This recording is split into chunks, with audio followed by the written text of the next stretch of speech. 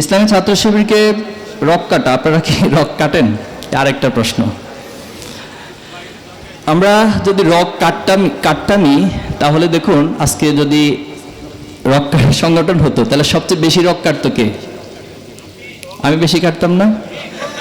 তো এই রক কাটা একজন ব্যক্তির সামনে আপনারা এইভাবে সাবলীলভাবে বসে আছেন কিভাবে? এটা তো অবাক করার বিষয়।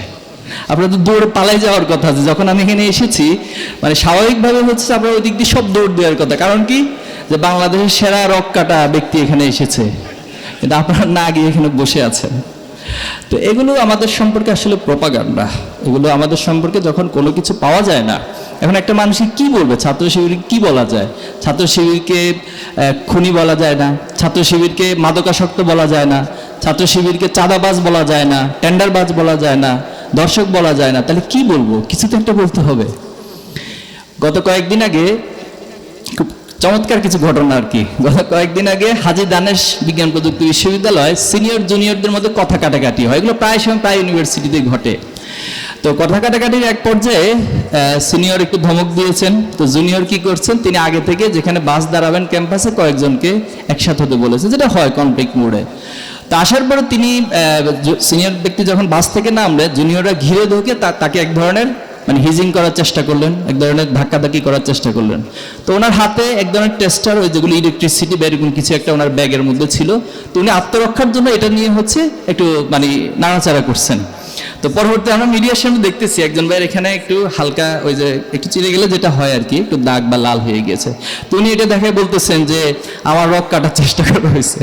ঠিক আছে, খুব অবাক করার বিষয়টা আমার ছাত্র দলের আমাদের ভাইদের কেন্দ্রীয় পেজ থেকে কেন্দ্রীয় দায়িত্বশীল শেয়ার করতেছেন যে শিবির রক কাটার চেষ্টা করছে। এরপরে বলা হয়েছে, সাংবাদিক প্রশ্ন হয়েছে এটা কে করছে? বলছে আমার এক সিনিয়র করছে। তিনি কে? তার রাজনৈতিক পরিচয় আছে, তিনি সম্ভবত শিবির করেন। তো এই হলো আমাদের বাস্তবতা এবং আমরা এর মধ্যে দিয়ে যাচ্ছি, দুর্ভাগ্য আমাদের জন্য।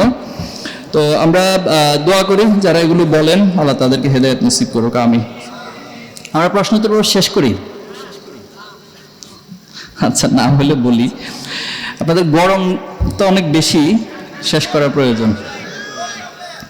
আচ্ছা, ওকে, গণতন্ত্র দিয়ে ইসলাম প্রতিষ্ঠা করা সম্ভব কিনা এই বিষয়ে প্রশ্ন করেছেন। আপনারা সম্ভবত খেলাফত চান না।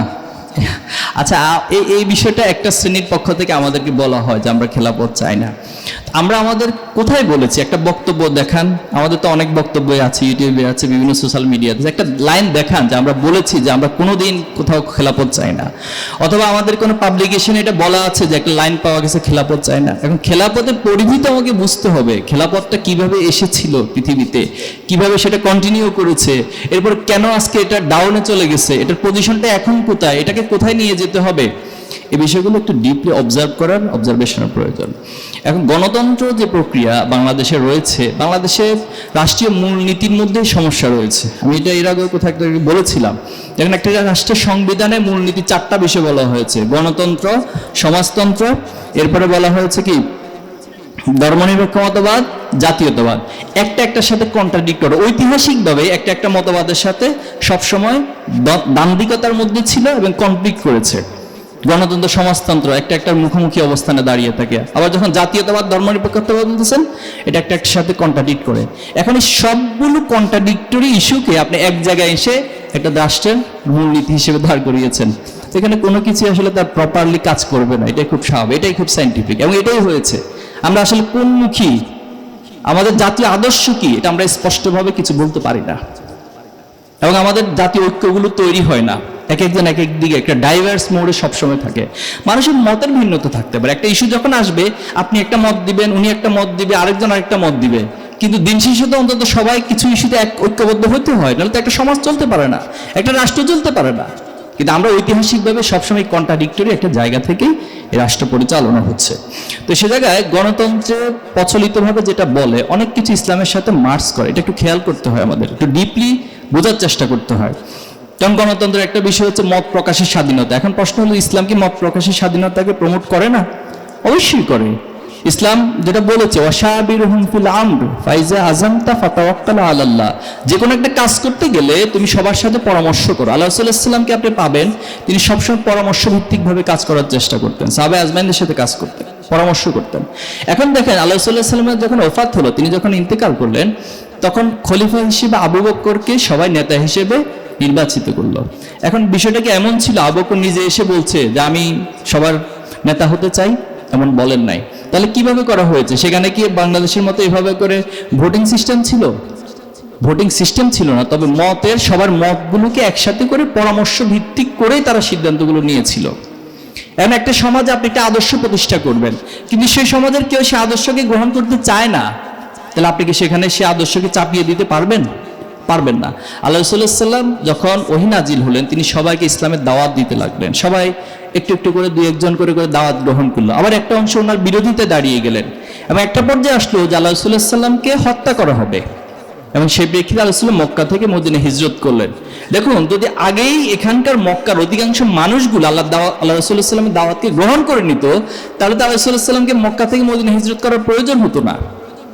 কিন্তু মদিনায় গিয়ে যিনি তখন আস্তে আস্তে ইসলামের চারদিকে ছড়িয়ে দিলেন, সবার মাঝে ইসলামকে যে বোধগম্য, ইসলামকে বোঝার মতো সুযোগ করে দিলেন, তখন একটা পর্যায়ে এসে পুরো সমাজে ইসলাম প্রতিষ্ঠিত হয়েছে। এখন বাংলাদেশের এই প্রেক্ষিতে আপনি মানুষের লাইফ স্টাইলকে তো পরিবর্তন করতে হবে। এই সমাজের মানুষগুলো তো আগে ইসলামকে চাইতে হবে। তারা হয়তো ইসলামের একটা পার্টিকুলার জায়গা থেকে, ইমোশনাল জায়গা থেকে ইসলামকে ট্রিট করছে, কিন্তু ইসলাম যে রাষ্ট্রীয়ভাবেও প্রতিষ্ঠা করা সম্ভব এবং ইসলামের মধ্য দিয়ে যে আসলে সকলের অধিকার প্রতিষ্ঠা করা সম্ভব, ইসলামের মধ্য দিয়ে শুধুমাত্র মুসলিমদের জন্য না, অমুসলিমদের জন্য তাদের অধিকারকে 100% নিশ্চিত করা সম্ভব, এই অনুভূতিটা সবার মাঝে আপনাকে জাগাতে হবে। সে জায়গাটা তো সবার মাঝে প্রতিষ্ঠা করতে হবে, দেন সকলের ঐক্যমতের ভিত্তিতেই সেখানে ইসলাম প্রতিষ্ঠিত। এই জন্য আমাদের জায়গা থেকে কথা হচ্ছে গণতন্ত্রের মধ্য দিয়ে মানুষের যে মত প্রকাশের স্বাধীনতা, সকলের সাথে পরামর্শের ভিত্তিতে যে বিষয়গুলো, এগুলো ইসলামের সাথে মার্চ করতে হবে। কারণ একটা জায়গায় যে তারা জনগণের সকল ক্ষমতার উৎস, এখানে কিছুটা কন্ট্রাডিক্ট রয়েছে। সকল ক্ষমতার উৎসকে আল্লাহ তাআলা, আর মানুষ হচ্ছে আল্লাহর প্রতিনিধি হিসেবে আল্লাহ যতটুকু ক্ষমতা তাকে দেন তিনি ততটুকু অ্যাপ্লাই করতে পারবেন। তো এই বিষয়গুলো নিয়ে একাডেমিকলি ডিসকাশনের বিষয় রয়েছে, আরো অনেক ব্রড লেভেল থেকে ডিসকাশনের বিষয় রয়েছে। বাট আমরা এতটুকু বলবো, আল্লাহর সার্বভৌমত্বের বিষয়ে যে জায়গায় প্রশ্ন রয়েছে গণতন্ত্রের, সেটার সাথে আমরা একমত নই।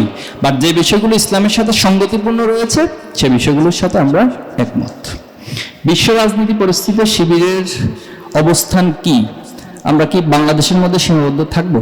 আসলে এখন যে গ্লোবাল ভিলেজের যুগে আমরা বসবাস করছি, এখানে একটা মানুষ শুধুমাত্র কোনো একটা পাড়ার নয়, তিনি শুধুমাত্র কোনো একটা অঞ্চলের নয়, কোনো একটা দেশের নয়, তিনি এখন ওয়ার্ল্ড যে ভিলেজ সেটার একটা নাগরিক হিসেবেই জীবন পরিচালনা করে থাকেন।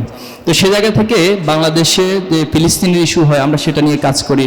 এছাড়া ইস্যু যে ওয়ার্ল্ড অর্গানাইজেশন রয়েছে সেখানেও আমরা সেটা সদস্য হিসেবেই কাজ করি। বার্ষিক বিভিন্ন কনফারেন্স সব বিভিন্ন ইস্যুতে আমাদের সবার সাথে যোগাযোগ রয়েছে এবং আমরা কোঅপারেশন করি। আমরা মালয়েশিয়া, তার কিছু বিভিন্ন জায়গায় যখন যেখানে কনফারেন্স হয় এবং আমাদের সদস্য সম্মেলনও বাংলাদেশের বাইরে বেশ কিছু সংগঠন, ছাত্র সংগঠন, ইউথ অর্গানাইজেশন তারা আসে। তো এভাবে করে আমাদের একটা কোঅপারেশনের মধ্য দিয়ে আমরা আমাদের কাজগুলো পরিচালনা করি। আমাদের দেশে ছাত্র রাজনীতি দরকার আছে কিনা, প্রাইভেট বিশ্ববিদ্যালয়ে ছাত্র রাজনীতি কতটুকু দরকার? ওকে, প্রথমত হচ্ছে বাংলাদেশের সংবিধান আপনাকে রাজনীতির অধিকার দিয়েছে, আপনি চাইলেই রাজনীতির অধিকার বাংলাদেশ সংবিধান থেকে পান। এখন ক্যাম্পাস বেসড বা শিক্ষা প্রতিষ্ঠান বেসড আমাদের আলাদা আলাদা পলিসি রয়েছে। যেমন ধরুন বুয়েটের ক্ষেত্রে যেটা হয়েছে, আবরার ফাহাদের আগ পর্যন্ত সেখানে ওপেন বা ছাত্র রাজনীতি সবার জন্য উন্মুক্ত ছিল, কিন্তু যখন আবরার ফাহাদের হত্যাকাণ্ডের প্রেক্ষাপটটা তৈরি হলো তখন সেখানকার শিক্ষার্থীরাই সিদ্ধান্ত নিয়েছে যে এখানে যে ছাত্র রাজনীতির কারণে আমাদের ভাইকে জীবন দিতে হয়, যে ছাত্র রাজনীতির কারণে এভাবে টর্চার সেল তৈরি করা হয়, এভাবে করে অমানবিক নির্যাতন করা হয়, তাহলে সেই ছাত্র রাজনীতি আমরা চাই না। এই জন্য শিক্ষার্থীদের সেন্টিমেন্টের আলোকে ছাত্র শিবিরও আমাদের পজিশন থেকে আমরা আমাদের পলিসি গ্রহণ করি। এখন প্রসঙ্গ হচ্ছে যে ছাত্র রাজনীতির আসলে রূপরেখাটা কেমন হওয়া উচিত। আপনি যদি ওয়ার্ল্ড পার্সপেক্টিভ থেকে দেখেন সেখানেও ছাত্র রাজনীতি, ইউথ অর্গানাইজেশনগুলো আছে। এবং তারা কি করে, তারা তাদের ক্যাম্পাসগুলোতে বা বিশ্ববিদ্যালয়গুলোতে পলিসি মেকিং নিয়ে ডিবেট করে, তারা পাঠচক্র করে, তারা আমাদের মতো যে দায় চাপিয়ে দেয় না, কাদা ছড়াছড়ি করে না, তারা তাদের নিজস্ব ছাত্রদের কল্যাণের জন্য বিভিন্ন কর্মসূচি নিয়ে হাজির হয় এবং রাষ্ট্রের বিভিন্ন ইস্যুতে তারা ভয়েস রেইজ করে, সবার ভিতরে জনমত গঠন করে। এখন আমাদের জায়গায় কি হয়, আমরা দেখেছি গত 15 বছর ছাত্রলীগ বা অন্য যারা ছিল হল দখল করতো, হলের সিটগুলো দখল করতো এবং সিটগুলো তারা যাদেরকে দিত শুধুমাত্র তারাই থাকতে পারতো, তাদের দলীয় কর্মী, তাদের আনুগত্যশীল ব্যক্তি ছাড়া কারো হলে থাকার জন্য সুযোগ ছিল না। এরপরে সেখানে গেস্ট রুম কালচার, এর মধ্যে দিয়ে একটা টর্চার সেল তৈরি করা, জোর করে নিজেদের কর্মসূচি নিয়ে যাওয়া, এরপরে হচ্ছে শোডাউনের একটা রাজনীতি।